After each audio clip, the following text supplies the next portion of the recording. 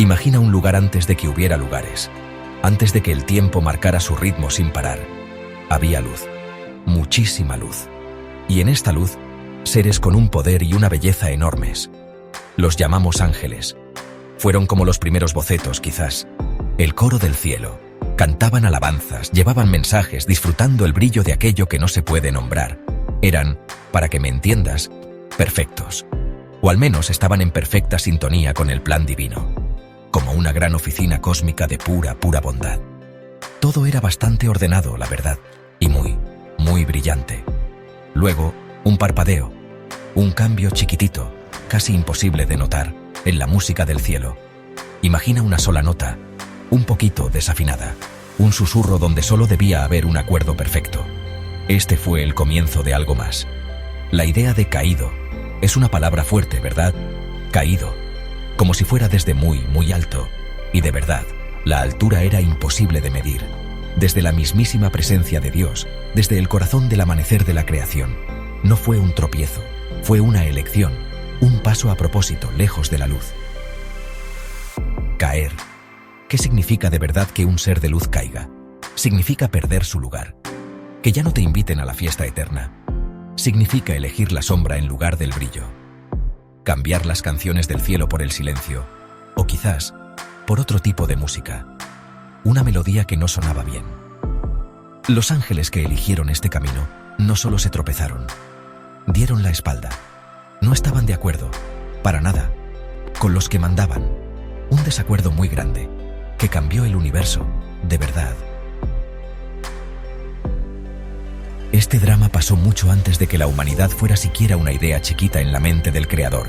Antes de los jardines y las manzanas y las serpientes que hablaban. Esto fue algo muy antiguo, la primera rebelión, el primer acto de no obedecer una orden que debía ser total. El escenario fue el cielo mismo.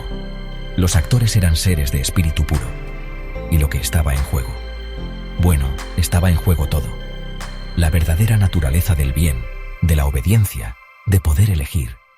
Era una historia que esperaba ser contada, algo que marcaría un antes y un después. Y resonaría. Vaya que resonaría. En el centro de esta separación en el cielo, la tradición nombra a una figura especialmente brillante. Lucifer, el portador de luz, la estrella de la mañana, uno de los más luminosos, más poderosos, quizás hasta el más hermoso de todos los ángeles. Estaba cerca del trono, conocía muy de cerca las melodías de la creación. Tenía un puesto de muchísimo honor, estaba increíblemente cerca de lo divino. Según muchos, era un personaje estrella. Se podría decir que era el favorito. Un chico de oro, si es que los chicos de oro existían antes del oro, o de los chicos. Pero dentro de este brillo, una semillita de algo más empezó a crecer. Una pregunta, una preguntita peligrosa, que se metía sin que te dieras cuenta. ¿Por qué? ¿Por qué servir? ¿Por qué obedecer sin preguntar? Los textos antiguos, como el libro de Isaías, dan pistas de esta lucha interna, de esta ambición que crecía. Subiré al cielo, levantaré mi trono por encima de las estrellas de Dios. Me haré semejante al Altísimo. Isaías 13:14. Era un pensamiento que una vez que nació, no se quería callar. Un pensamiento que empezó a hacer eco, a encontrar oídos que lo entendían entre los coros del cielo. El corazón de esta gran desobediencia, según los que estudian a Dios y los poetas, fue el orgullo. Un pecado tan fuerte que podía romper el cielo. Fue negarse a inclinarse, no solo ante Dios, dicen algunas historias, sino ante la nueva creación, el hombre. Imagina, estos seres de fuego y espíritu, que les pidieran servir a criaturas de polvo y barro. Para algunos, fue un insulto, como si los bajaran de puesto de una forma insoportable.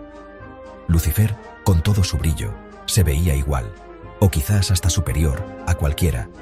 Él no serviría, él mandaría. Esa fue su gran negativa, y no estaba solo en este sentimiento.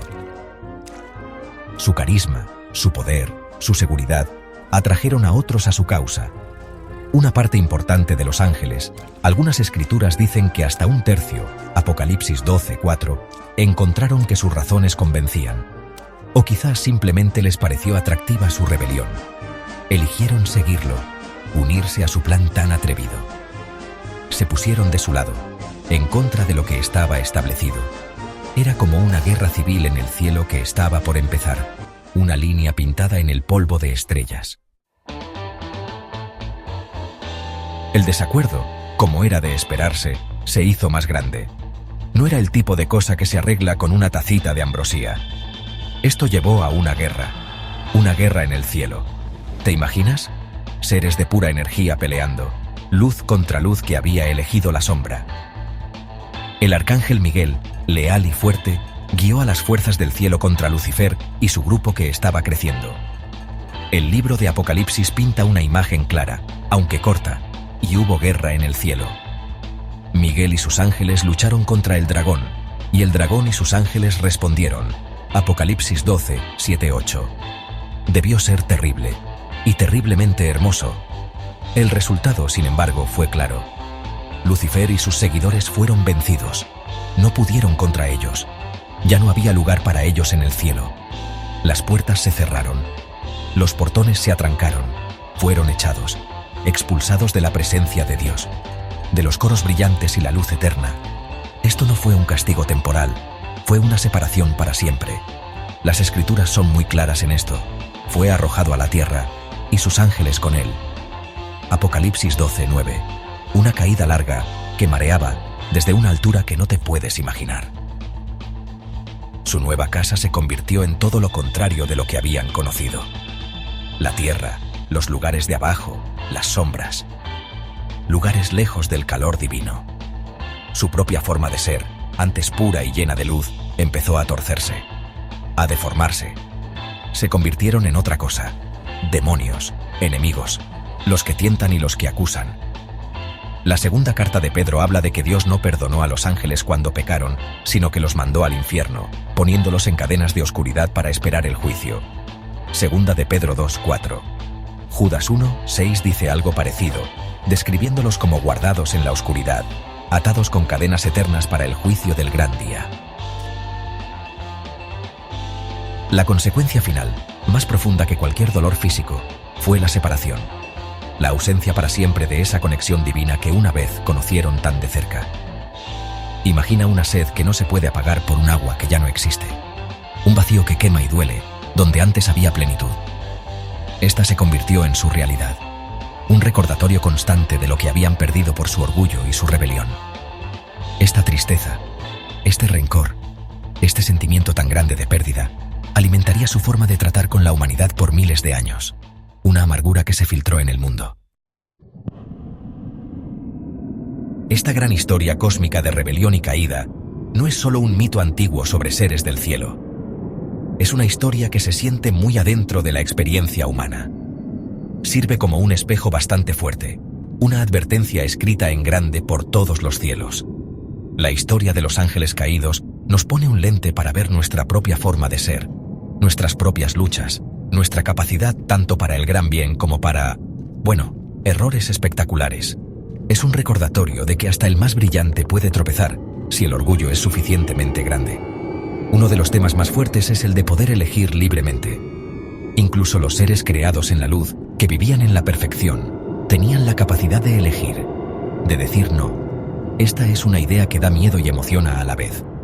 La capacidad de desafiar, de preguntar, de crear tu propio camino, aunque ese camino te aleje de lo que parece bueno. La historia de los caídos explora lo atractivo de la rebelión, la idea embriagadora de decidir por ti mismo llevada al extremo. Hace que uno piense en el equilibrio delicado entre obedecer y ser independiente. Y luego está el orgullo. El orgullo. La serpiente en su propio Edén. La historia de Lucifer es el mejor ejemplo de cómo el orgullo puede llevar a una caída desastrosa.